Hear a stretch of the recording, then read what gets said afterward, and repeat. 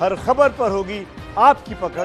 Download कीजिए ABP live app. लेकिन एक सवाल से हम अभी तक आगे नहीं निकल पाए हैं और सवाल यह है कि सुशांत सिंह राजपूत को हुआ क्या, उनकी मौत का सच क्या है। देश की सबसे बड़ी जांच एजेंसी सीबीआई इसकी जांच कर रही है, लेकिन जांच के दौरान हर दिन कई ऐसी जानकारियां सामने आ रही है जो पूरे मामले को और उलझाती जा रही है। आज सुशांत के पिता के वकील विकास सिंह ने कहा कि परिवार को अभी भी ये शक है कि सुशांत की हत्या हुई है। वो एक नई थ्योरी सामने आई है जिसमें कहा जा रहा है कि सुशांत के इंश्योरेंस के पैसे हड़पने के लिए उसकी आत्महत्या को हत्या बताने की कोशिश की जा रही है। हालांकि परिवार के वकील विकास सिंह ने कह दिया है कि सुशांत का कोई इंश्योरेंस था ही नहीं। ऐसे में यह मामला और पेचीदा हो गया है। इसी बीच सुशांत की तीनों बहनें आज पहली बार एक साथ नजर आई और आज ही उनके मुंबई पुलिस को दिए बयान भी सामने आए। आपसे रिक्वेस्ट करूंगा कुछ बोलकर जाएं कि संतुष्ट हैं आप इस पूरी जांच से, जो सीबीआई की जो जांच है।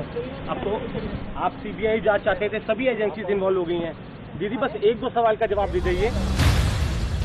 एबीपी न्यूज के सवालों से बचती ये हैं सुशांत सिंह राजपूत की बहनें मीतू, नीतू और प्रियंका।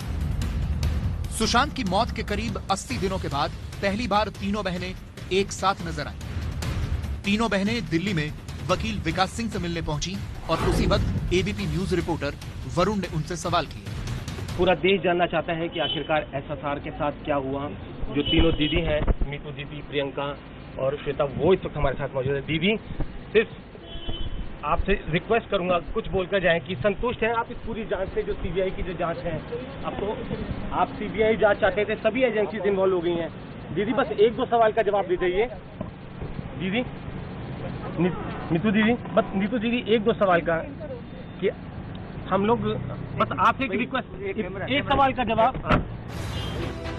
सुशांत को इंसाफ दिलाने के लिए सोशल मीडिया पर अभियान चला रही उनकी बहनें जब कैमरे पर आईं तो उन्होंने एक भी शब्द नहीं बोला।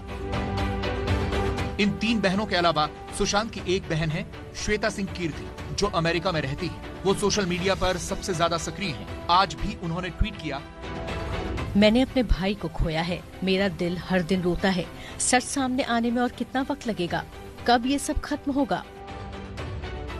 जस्टिस फॉर सुशांत सिंह राजपूत के नाम से सुशांत की बहनें लगातार भाई को इंसाफ दिलाने के लिए लड़ रही हैं। सुशांत के परिवार के निशाने पर हैं उनकी गर्लफ्रेंड रही रिया चक्रवर्ती।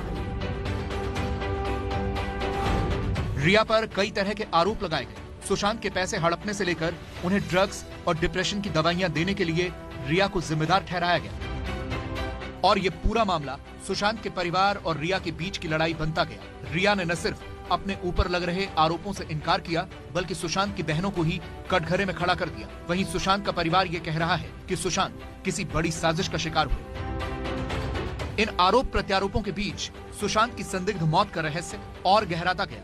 इस बीच सुशांत की तीनों बहनों का एक साथ अचानक अपने वकील से मिलने पहुंचना भी चौंकाने वाला है। करीब 35 मिनट तक ये मुलाकात चली। जो तीनों दीदी हैं, मीतू दीदी, प्रियंका और श्वेता, वो इस वक्त हमारे साथ मौजूद है। दीदी सिर्फ आपसे रिक्वेस्ट करूंगा कुछ बोलकर जाएं कि संतुष्ट हैं आप इस पूरी जांच से, जो सीबीआई की जो जांच है। सुशांत सिंह की तीन बहनें आज मेरे से मिली और अपने बिहाफ पे भी और अपने पिता के बिहाफ पे भी बड़े दुख प्रकट किए उन लोगों ने कि मीडिया में एक कैंपेन चलाया जा रहा है उनकी फैमिली को बदनाम करने के लिए, सिर्फ इसलिए कि रिया एक अक्यूज्ड को इस एफर्ट से फायदा मिले। सुशांत की बहन मीतू सिंह ने मुंबई पुलिस को बताया है कि 8 जून 2020 को मुझे मेरे भाई सुशांत का फोन आया। उसने मुझसे कुछ दिनों के लिए उसके साथ रहने की गुजारिश की। उस दिन शाम 5:30 बजे मैं सुशांत के घर पहुंची। वो बहुत शांत हो गया था। मैंने जब पूछा कि क्या हुआ तो उसने मुझे बताया कि लॉकडाउन में वो कहीं जा नहीं सकता, तो वो बहुत बोर हो गया है। उसने कहा कि लॉकडाउन खत्म होने के बाद हम सब दक्षिण भारत जाएंगे। सुशांत के आग्रह करने पर मैं कुछ दिन उसके साथ रुक गई। उसके साथ रहते समय मैंने उसकी पसंद का खाना बनाया। हम गप्पे मारते थे। लॉकडाउन के बाद का प्लान भी हमने बनाया। 12 जून को मेरी बेटी घर पर अकेले होने की वजह से मैं वापस अपने घर गई। मीतू सिंह ने मुंबई पुलिस को 14 जून की घटना के बारे में भी बताया। 14 जून की सुबह मैं अपने भाई सुशांत को फोन लगा रही थी, लेकिन उसने फोन नहीं उठाया। फिर मैंने सिद्धार्थ पिठानी को फोन किया। सिद्धार्थ ने मुझे बताया कि सर ने नारियल पानी और अनार का जूस पिया है और शायद सो रहे होंगे। मैंने कहा कि सुशांत कभी भी दरवाजा बंद करके नहीं सोता। मैंने सिद्धार्थ से दरवाजा खटखटाने के लिए कहा। कुछ देर बाद सिद्धार्थ का फोन आया और उसने बताया कि सुशांत दरवाजा नहीं खोल रहा और हमने चाबी वाले को बुलाया है। मैं तुरंत टैक्सी पकड़कर अपने घर से सुशांत के घर जाने के लिए निकली। टैक्सी में ही मुझे सिद्धार्थ का फोन आया और उसने मुझे बताया कि सुशांत का दरवाजा तोड़ा तो अंदर सुशांत पंखे से लटका मिला। मैं घर पहुंची तो सुशांत को बिस्तर पर लिटाया गया था। पंखे से हरा कपड़ा लटक रहा था जिसे सुशांत के घर पर काम करने वाले लोगों ने चाकू से काटा था। इस बीच बांद्रा पुलिस वहां पहुंची। मैंने फौरन ये जानकारी अपनी बहनों नीतू और प्रियंका को दी। पुलिस सुशांत को अस्पताल ले गई, जहां उसे मृत घोषित किया गया। मुझे नहीं पता कि मेरे भाई ने आत्महत्या किन कारणों की वजह से की। बयान से साफ है कि सुशांत की बहन मानती है कि उन्होंने आत्महत्या की है। सुशांत का परिवार इसके लिए रिया को दोषी मानता है। परिवार का कहना है कि रिया सुशांत को कंट्रोल करती थी, उन्हें परिवार से दूर करने की कोशिश करती थी। सुशांत के परिवार ने रिया पर उन्हें मानसिक दवाइयां देकर बीमार करने का आरोप भी लगाया।